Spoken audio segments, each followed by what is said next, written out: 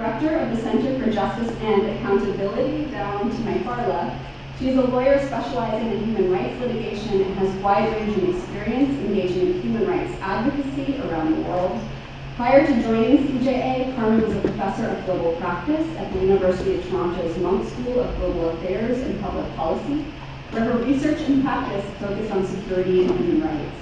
Carmen has acted as counsel in significant public interest cases in the US and Canada, including litigation over the use of torture and extraordinary rendition by the US government, and inquiry into the transfer of Afghan detainees by Canadian forces to risk of torture, and the use of indefinite solitary confinement in Canada's federal prisons. Carmen has made submissions at all levels of federal court in the United States, including the Supreme Court, and has also appeared before the Supreme Court of Canada. In addition, she has testified on matters related to security, anti-terrorism, and human rights before governments and human rights bodies. I'm also particularly pleased with the anniversary of the lab to have both Sam and Carmen present, since we did start the lab with the idea that we would work across 3 pillars of practice. Sam was our first human rights research partner, and Center for Justice and Accountability was our first legal accountability partner. Brad Samuels is a slightly newer partner to the Human Rights Center, but I'm particularly excited about some of the pioneering work he and his team are doing. He is the founding partner at SITU.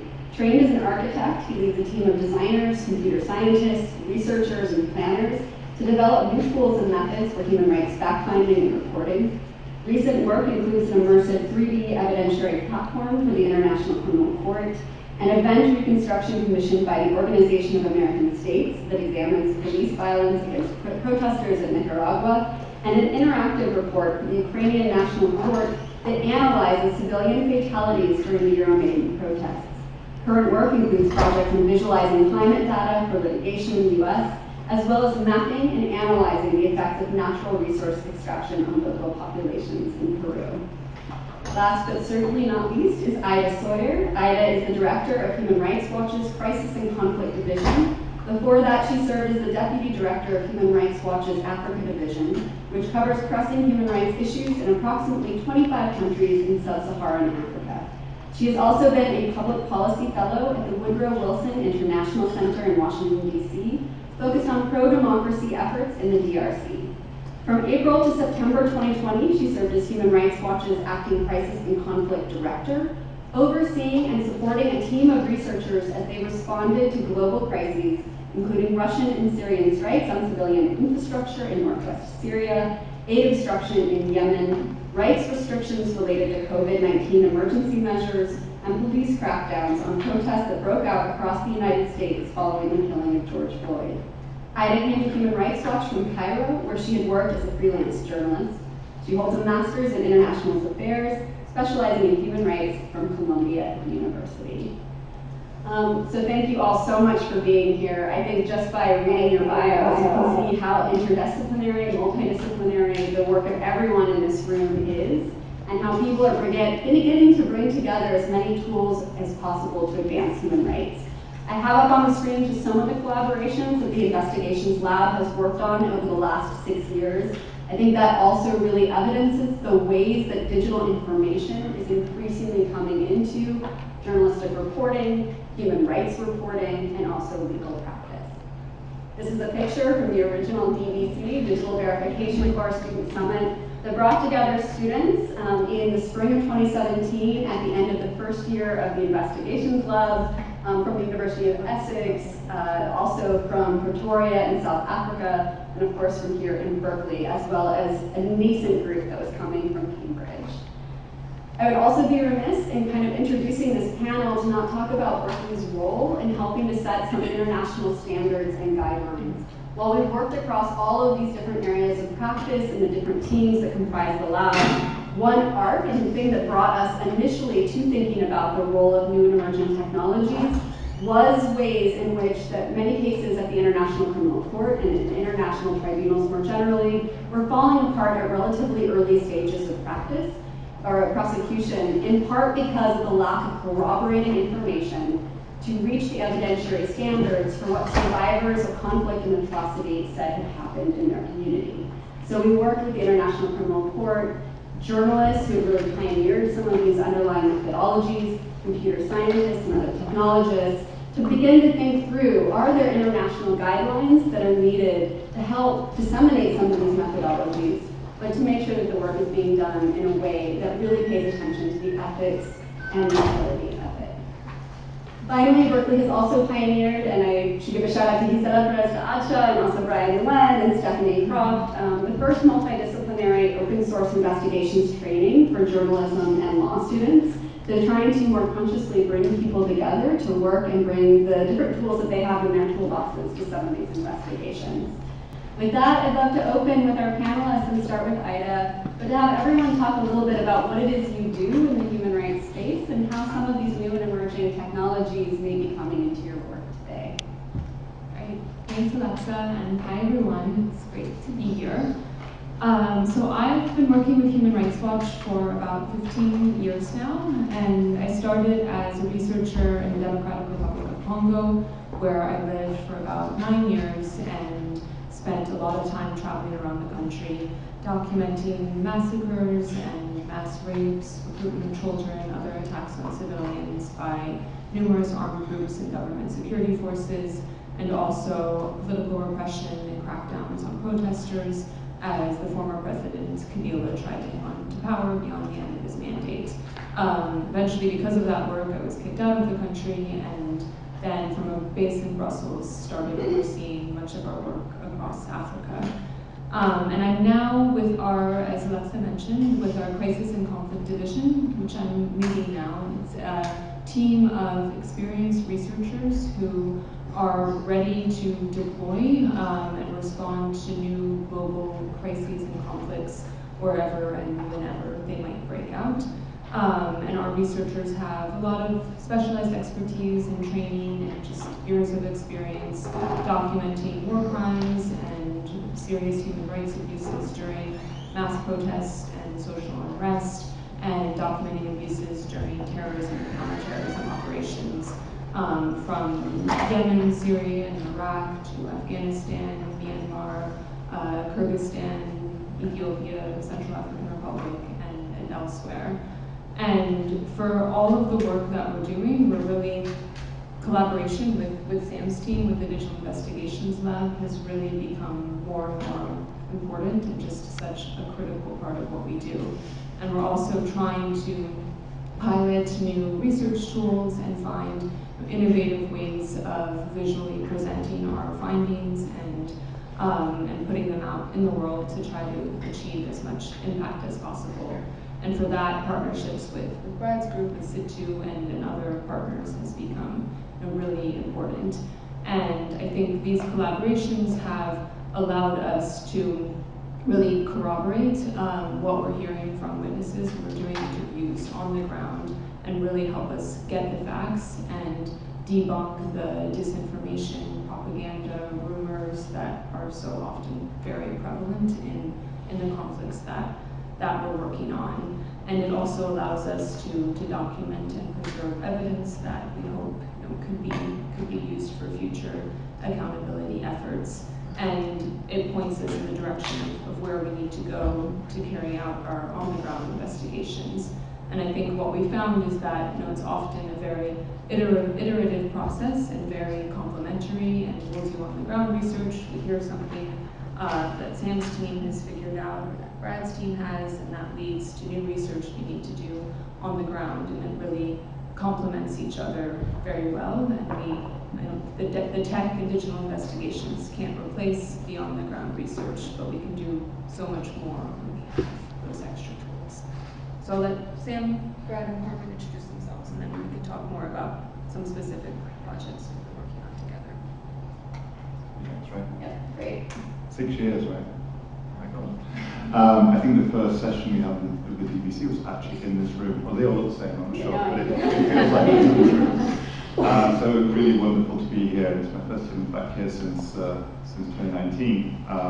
So it's very special, and thanks for all the supporters from UC Berkeley Human Rights Center who come out.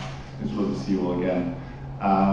So yeah, I joined Human Rights Watch just back in January to head up the Digital Investigations Lab, joining from Amnesty, where I built a long relationship here with Alexa through the Digital Verification Corps. For those of you who are involved in the lab, I hope you're still involved in the Digital Verification Corps. I like to think it's a really lovely, lovely program where there's lots of interactions across different universities, get to work with some really impactful work, and I think I'm forever grateful for the student contributions students have made to a lot of Amnesty's output back in the day.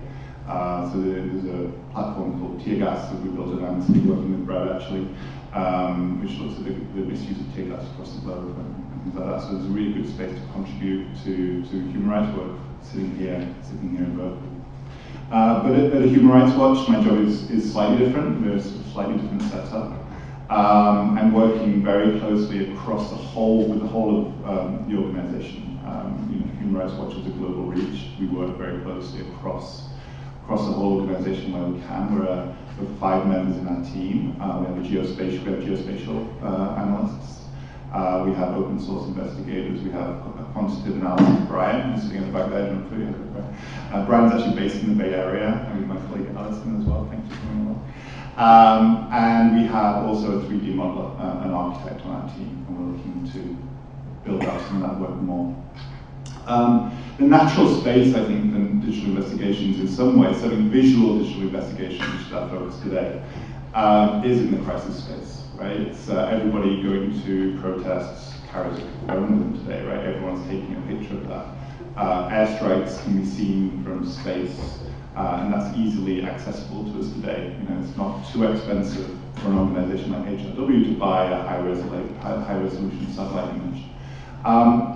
So the natural space for us is crisis, but one of the things we focus very hard on and trying to build out at Human Rights Watch is how do we bring it also into other areas of our research. So be that disability rights, be that environmental rights, be that children's rights. And there's a lot of work that also can be done through digital investigation and digital research that comes into other areas of rights.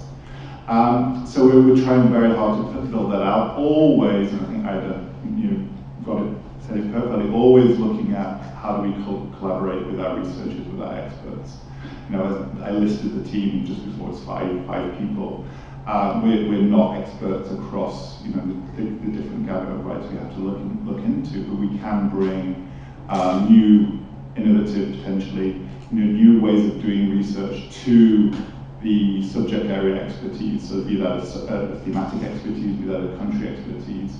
Just this morning we had an email from our researcher who focuses on Iran. There's protests going on across Iran, so we're trying to respond to that. But also at the same time, we're getting requests from other researchers saying, our environment researchers saying, hey, we need to look at methane leaks in countries we can't access. So countries such as Saudi Arabia or Venezuela or Iran, again, where we can't actually access. And we can work with those researchers to think about how we investigate those kind of areas. So I think the work I do, the work my team does, really complements this kind of on-the-ground, traditional methodologies, robust methodologies of getting your feet dirty and actually knowing a subject area. I think we're able to bring some real contributions to how we think about research, how we can gather data and information. And then I think where the interesting part of this discussion is how do we take that data and information and present it in a way that's informative, in a way that can inspire change. So that's what we're thinking about quite a lot. We're thinking about a lot about building in collaborations. We're a small team, we're a small organization, but in the human rights space, we are actually a big organization. So can we collaborate with people and really help lift up some of the smaller organizations, give a louder voice to them? We've been doing that in Ukraine, with a couple of partners in Ukraine, for example. But also collaborate with people who take our own skills further forward, such as organizations like SITU, such as SITU Research, where we can work together and actually create something larger together. Thank you. And thinking about Ida's work and her team on the ground and your team doing the digital verification piece, of course, once this information is packaged, it needs to be communicated in a way that's powerful and that people can understand. You can't just show, of course, thousands of videos of a crisis to try to shore up what you're hearing from survivors. And that's where I find Brad's work so incredibly instrumental and monumental in helping to tell those stories. Brad, do you mind introducing? Yeah, hi everybody, I'm Brad Samuels, director at SITU. Trained as an architect, and on our team, I think as Sam mentioned, computer scientists, filmmakers, Not necessarily the traditional profile of human rights practitioners, but I think that's changing a bit. We describe our work as merging data and design to create new pathways for justice. And I was in, the name of this panel is between law, advocacy, and journalism. I would add activism maybe, and throw academia in the mix maybe. But we are literally in between those fields. And that's an interesting and complicated place to be, but it's also, I think, really productive space to occupy because each of those fields has distinct ethics, formalized in law as the professional licensure and things like that, but also the more informal and sort of understood ethical practices of journalism and advocacy. And I think I became aware of this first when I thought I was just going to get lunch with two friends, one of whom was an international human rights lawyer, one of whom was a journalist, and we sat down and got super tense immediately. And I was like, what is going on? And I think it was just this default sort of position on the disciplines, right? And, but the truth is, behind the scenes, it's super fluid, right? And I'm interested in that friction between the kind of identities and need to kind of maintain certain ways of working and standards, which are there for good reason, but also, it's ridiculous to not acknowledge that there's a linkage between all three and there's a productive and generative conversations that happen. So that's why I'm particularly interested in this conversation today. We can draw arcs from the kind of activism that form the protests to the advocacy that brings light to human rights abuses, to the journalism that then covers the presentation of those abuses, to the litigation, which ultimately, hopefully brings accountability in a formal sense, right? And there's plenty of examples of that, and I think that's where this work gets really interesting, and also the kind of questions of expertise, right? Who's allowed to stand up and speak as an expert witness or at a press conference, et cetera, and in tension with, again, the deeply collaborative nature of the work. How do you produce something that's greater than the sum of its parts, and then deal with the kind of need to put it all on an expert, a singular person, which is at odds with that entire construct and ethos. So I think this is really interesting. I think the ground is shifting right now, and I just threw the academic context in there because I will, as a provocation, say that I think that there's a lot of incentives within academia that work against interdisciplinary work, frankly. It's not an easy solution, but it would be an interesting conversation. Carmen, would you like to introduce yourself and have some introduction? Sure, of course. And happy birthday, HRC. It's so exciting to see that video and friends, and it's wonderful to be here again. So let me introduce CJA a little bit, and then I'll talk about myself. So the Center for Justice and Accountability is actually based here in the Bay Area. We're founded in San Francisco. A number of our litigators still live in the Bay Area, but we're really sort of a global shop now. But we're focused on working with communities that have been impacted by atrocity to seek the kind of accountability that they desire.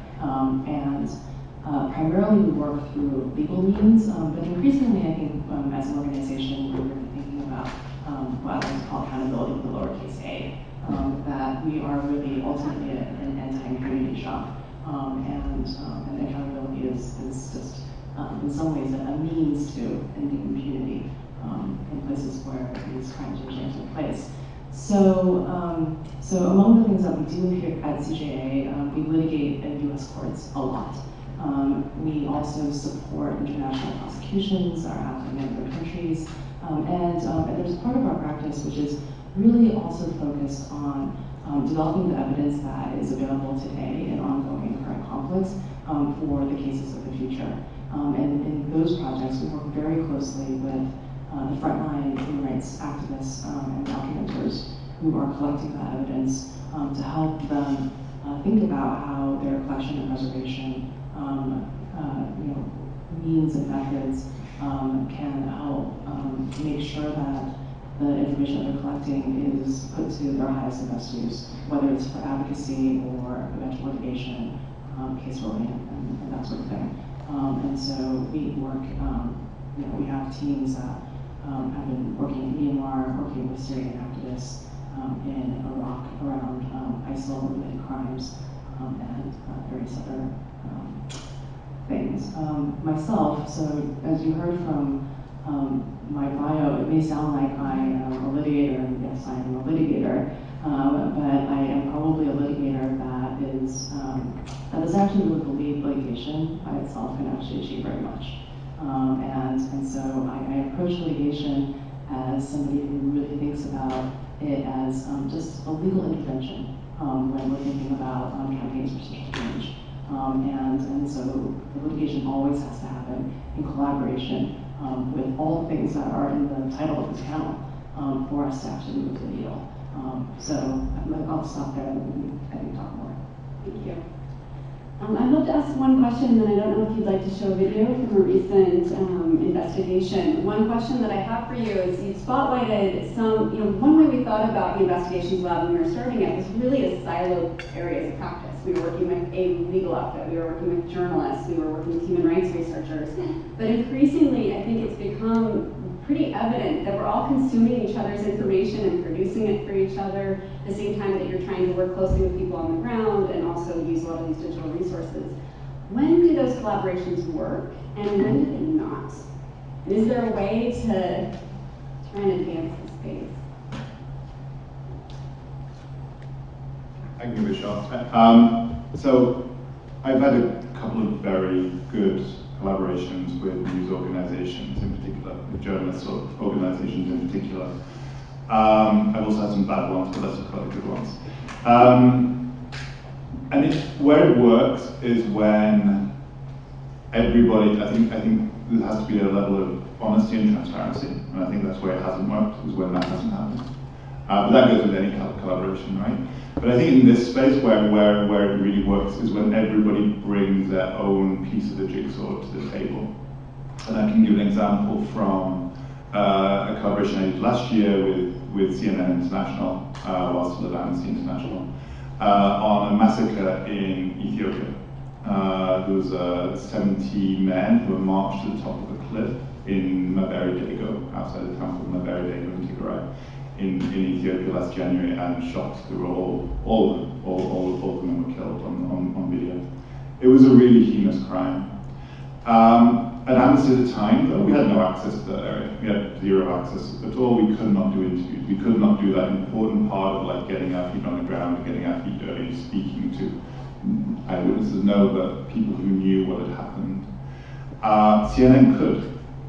CNN, however, didn't have the expertise in-house to actually work with the video, to verify the video, to get the satellite imagery, to think about how we needed to present this information in a way that in a very tense, in a very difficult, in a very contested media space, in the Ethiopia conflict has been very, very hostile online, let's say. They didn't have the expertise to do that. So we were able to think about, okay, to take the digital investigation from here to here to here to here, we could do this and build a model of the site, knowing that if we just wrote about this piece, it would be very contested publicly. We needed to be able to show exactly where it happened and when it happened. And CNN were able to gather all these interviews saying, my brother was here, my brother was caught, we heard about this, etc., etc. I think that was a deeply successful collaboration because we were all aware of what our limitations were, and we were all aware of what we brought, and that ended up really making a contribution to some of the discussions about what was going on in Ethiopia last March. Thank you. So I can maybe give an example that will feed into the video clip that we'd like to show also, but that shows a very official, formal partnership with SITU, but then the work really fed into what journalists could pick up on, and they played a crucial role in the story, and then it ended up with litigation and moving towards accountability. And there were lots of behind-the-scenes conversations throughout with all of these different partners and people playing a different role in the story, and it can work well. I think the official partnerships with journalists, like what Sammy mentioned, it's hard. We have, different agendas sometimes and big organizations, and it can work, and sometimes it's more challenging, but when it does work, it can be really good. So this project that I want to talk about was one we did back in 2020, and when mass protests broke out across the United States after the police killing of George Floyd. And my team, Crisis and Conflict team, started working with, actually, Allison's team is here today, our US program, to document the very often extremely abusive and violent crackdowns on protesters around the country.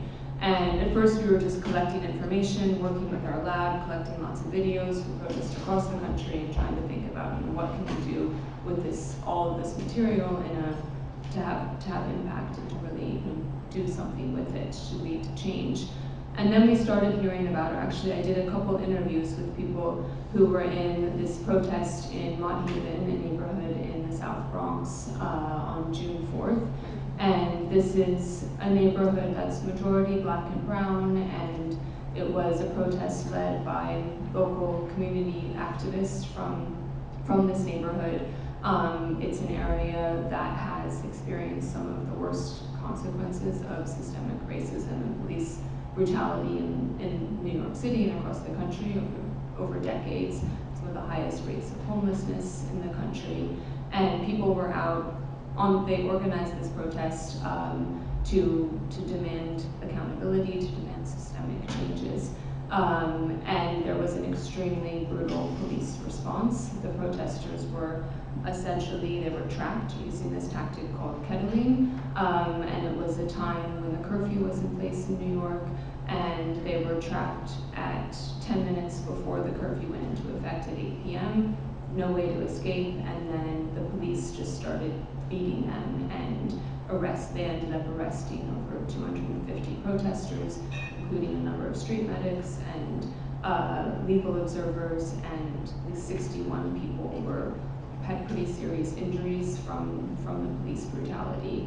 And that all happened, and then the next day, Mayor de Blasio and the police commissioner went on television at press conferences and said that this was a very violent protest, and that they were these agitators and a threat to society, and that the police had a pre-planned operation to stop them from carrying out violence. So we heard these very, very different narratives from the protesters we started to interview, and then what the city and police were saying. So we thought this looked like a case that was worth digging into deeper and trying to get to the bottom of who was right, and if the protesters were right, how can we show that in a convincing way? And we started with the lab to collect videos, and there were lots and lots of videos out there taken from different vantage points from protesters, from people in apartment buildings around, looking down at the protest. But they were all extremely chaotic. So it was hard from all of these videos to really understand what was going on, the sort of full picture of what was going on. And that's where Brad's team came in to help us really try to find a way to make sense of all of these videos, and then really show what happened from start to finish of this protest. And ultimately we were able to debunk very definitively the official police narrative and Mayor de Blasio's narrative of what happened. And then we had great media coverage and collaboration with lots of journalists in New York who put a lot of pressure on de Blasio and the police and just questioned them repeatedly about our findings, and sort of forced them to respond, forced them eventually to open an investigation. And then with different legal groups, they started litigation and class action suits, and that led to eventually some form of accountability with the police. Monahan, the commander, highest ranking uniformed police officer who was present during the crackdown, he was forced to resign in part because of all this pressure. So I think that's a good example of showing how different organizations and people coming from different different types of work, but all for a common goal, can really lead to impact. Thank you. Brad, I'm wondering if it might be helpful to show at least a little piece of your video to illustrate it, or would you rather just talk about the collaboration? I think we're all here. We should just talk. Okay. Yeah, I mean, we have to show it, but it might be more productive to just talk. I mean, I think that one thing I'll say about it is it's everything I just described, but it's also like a recurring problem set. Like the amount of video, like just, you know, there's definitely a distinct relationship between the amount of time protests are going on and how organized the protesters are and how much documentation there is. Sorry. And how organized the protesters are. So it's actually important here that, you know, the protests have been going on for a few days at least. Everybody had cameras, everybody, you know, hundreds and hundreds of videos came out of this protest, right? And that first challenge of, if you're going to try and analyze it, how do you even get through that much content? Like, that's not a problem that's getting easier, it's getting harder.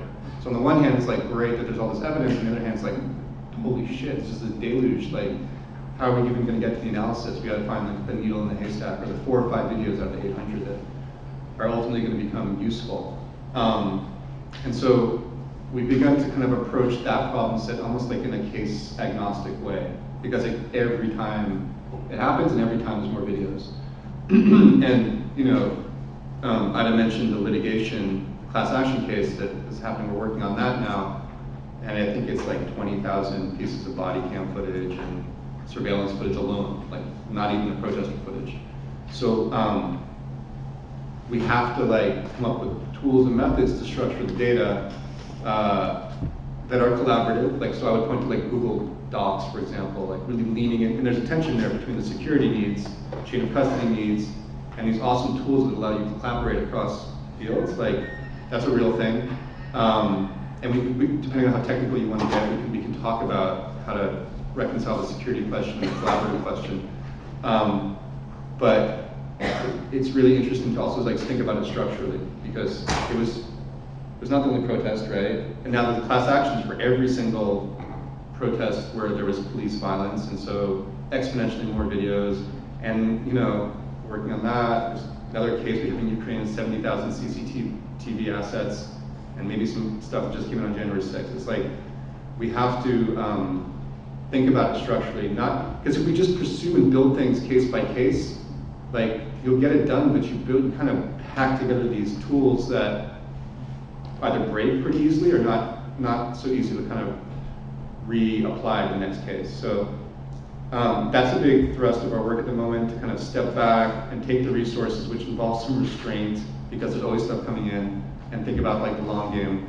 The other part of that that's a challenge that I don't, it's just a real challenge, is the question of maintenance.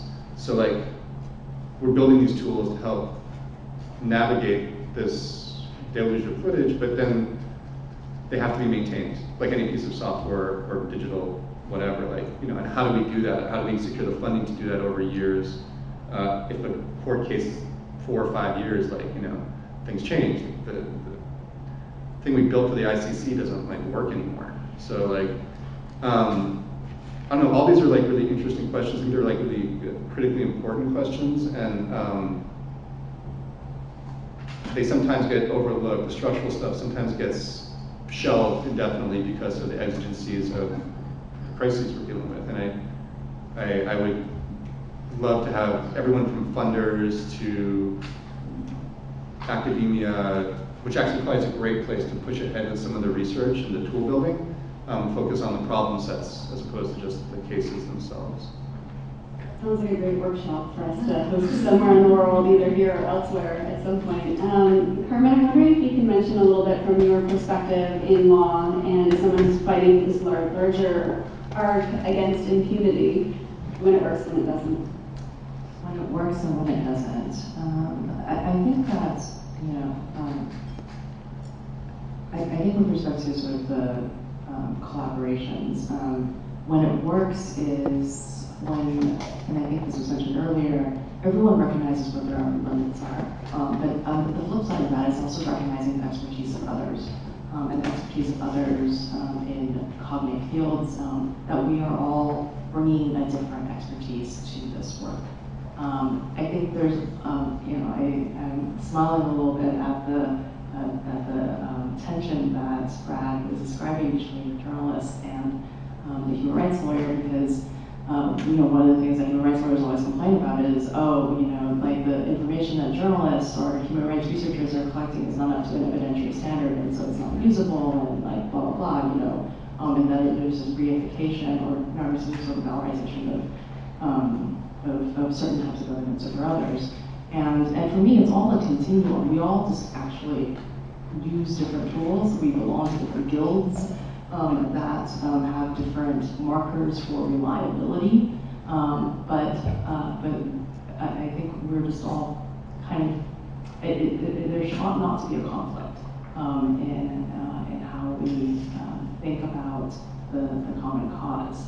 So I think when it works, it's when we are all respecting and recognizing each other's expertise in developing a case together, in developing a campaign together, in pushing forward, in multiple and parallel ways towards a common goal. Because accountability isn't an end to itself. We're trying to change the world. And that's the thing that we all need to keep our eye on. I think when it doesn't work, it's when we fail to recognize that we are all really good at what we do, but we are only good at what we do, and we try to shut out and minimize the contributions of others in the field. And I think one of the things that I am personally very interested in this digital work that Sam's team is focused on, is so exciting to me, is it relies so heavily on citizen evidence, on information that is being gathered by the people who are often the first on the scene because it's their communities that are being under attack. And it looks to elevate, I think, this citizen evidence into something more than just, a YouTube video. It turns it into something that is a tool for accountability. And I think in doing so, it helps democratize the practice of human rights. So it isn't just, professionals that are able to, create accountability for the things that happened. Thank you. And that democratizing piece and some of what you just mentioned makes me think of a project we worked on for a long time in the lab where we began documenting what was happening in Myanmar by capturing videos from Facebook before we had a partner for it, just because we knew something was happening and this information needed to be preserved. And then we started working with 2 different media partners. One, of course, resulted in Hate Book with Reuters, and another one was a project that was run with Brian here and Stephanie with the Associated Press. And I won't say who said this, but eventually there were cases brought in The Hague and elsewhere around the world, and the Myanmar mechanism wanted some of this data because we were the only people that had it. The stuff was now gone, and it potentially pointed to activities towards genocide. And we said, we can't make that decision, we'll go to our partners and see if they're comfortable with this. One media outlet said, no, we don't give up our sources, we don't give up our source materials, absolutely not. The other group said, this is public information, it's floating around on the internet, we don't care what you do with it, of course, hand it over. If you can get more accountability, great. But I think just even beginning to reconcile some of those norms and tensions and figure out what is the best way forward and what are our commonalities is huge. Yes, Can I just say something about that? I think one of the productive things to cultivate is like becoming increasingly conversant across the spaces in between. So if it's lawyers who are particularly interested in the computer science part of it, or computer scientists that are super interested in law, like developing the ability to collaborate and discuss things across disciplines is really, it's not about being able to like program stuff necessarily, but it's about asking the right questions so you can get a developer on it and not waste resources and time. So I think, I don't know exactly how to do that, but that's always super interesting with lawyers, because like that either kills or starts a project. It's like, I see so much potential here, we could, build it this way. They start asking questions which really kind of get at the spatial nature of the work we do, versus like, they just don't ask the questions, they don't see the potential in it. So I think it's a very clear cue to me that it's going to be fertile ground for a good collaboration. I think that across each of those intersections, that's stuff to cultivate cross-law, advocacy, activism, journalism. I have about an hour's worth more questions I could ask you, but I know we only have about 10 minutes left, so I want to make sure that there's a chance for the audience to ask questions. Does anyone have a question that they would like to pose? Right here.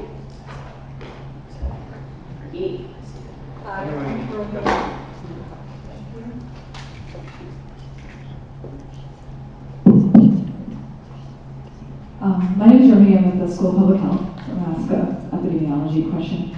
But so from my understanding, like a lot of the human rights litigation and the reports are case-based, but human rights violations happen at population levels with lots of people involved, and we identify these individual cases of like an atrocity, but they happen to so many.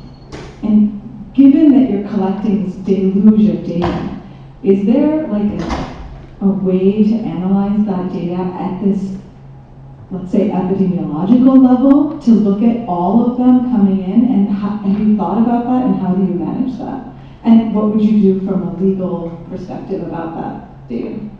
I know Sam and I have already talked about. Sam, do you want to answer that? I mean, I'll talk about this in the perspective of the way that we litigate, that I litigate.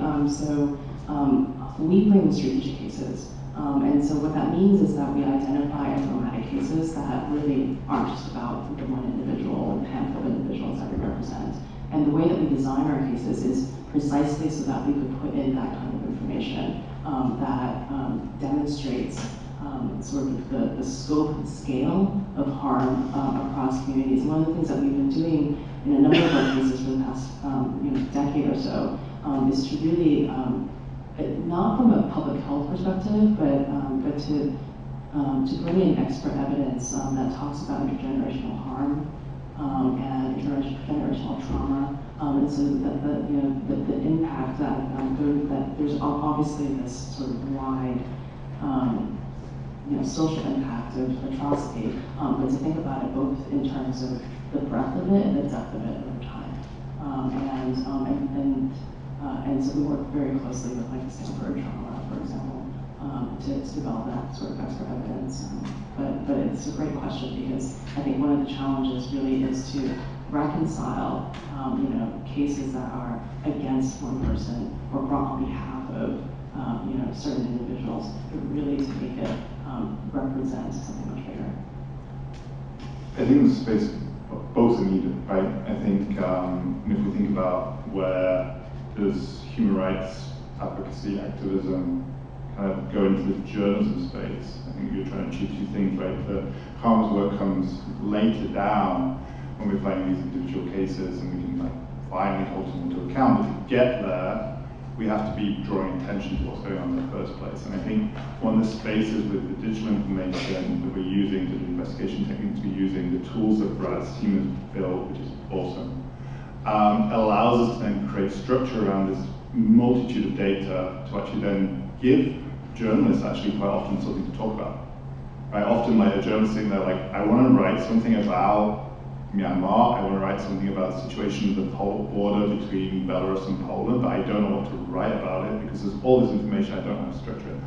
And we had a big impact, for example, in Myanmar at the start of the coup, where what we did was we gathered all the information we could, started verifying it, started mapping it out, and then actually lent into the scale and tried to show, there were attacks in Yangon, there were attacks in Mandalay, there were attacks in Naypyidaw and killings all over the place, so we could actually lean into the scale of it and show that and map it out and think about some of the techniques about how to map that out and really show where these things have happened. And that suddenly brought a whole host of interest from journalists who were like, okay, we managed to, we've got one person who might be in Yangon who's written one story, but suddenly we've got something at scale. I think that then leads further down. And I think the challenges, and I didn't mean to talk about this, is like, in Ukraine, for example, like that was great at the start, and then suddenly it's like, wait a minute, it's not, the deluge is just not stopping, and we just have the resources we have. So we were good at the start, I think, at doing that, and then you have to kind of think about, okay, what are those single impactful cases we can get into? Yeah, no, I think that's, similar to with the protests in the US that I was talking about earlier, and now in Ukraine, we have a team of 4, 5, 6 researchers maximum who are in Ukraine and sent over the past 7 months, and just the scale of violations and atrocities to document, it's way, way, way too much. There's no way we as Human Rights Watch or even the broader human rights community can document everything. So a lot of our work is figuring out what are these emblematic cases that we can really focus on and really get the facts and do that in-depth investigation and try to highlight different types of violations. So we did a big report recently on filtration, this abusive screening process that Russian officials forced Ukrainians from Mariupol to go through, and then forced transfers of Ukrainians to Russia, and did a really in-depth look at how forced transfers constitute a war crime, how trying to explain this particular type of abuse, which hadn't gotten as much attention. So, it's those are some of the considerations we look at. And maybe just one other thing on this question of, a few case studies versus looking at the scale and how to make that connection. It's come up for us a lot in work we've done on biometric data collection in conflict situations, humanitarian context. And this is where increasingly UN agencies and their implementing partners and governments as well are collecting biometric data, so fingerprints, photos, and extensive personal data on refugees and IDPs. And then they're storing this data and in some cases sharing it with governments who might be the government who they're fleeing from because of repression or other serious abuses, and then that puts them at real risk when these governments have all this data. So we can collect individual stories from people using sort of our traditional research tools, interviewing the refugees and hearing about the data collection, and how the risks that puts them in. But then we also want to look at, okay, well, what's the scale of this? How is this technology being used, and how is the data being stored? How much data is there? Where is it actually going? Who has access to it? And that's what, I think Sam and Brian, who's also here, and their team are really looking at, new tools to do that type of research as well. One more thought on that. The level of abstraction can also be an issue, right? At that scale, it becomes difficult to identify with it on a personal, human level.